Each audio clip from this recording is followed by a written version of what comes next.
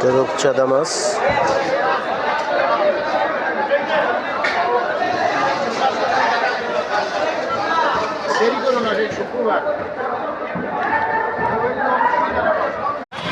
ও না, দেখি এই শিং মাছগুলো লবণ দিয়ে মারে।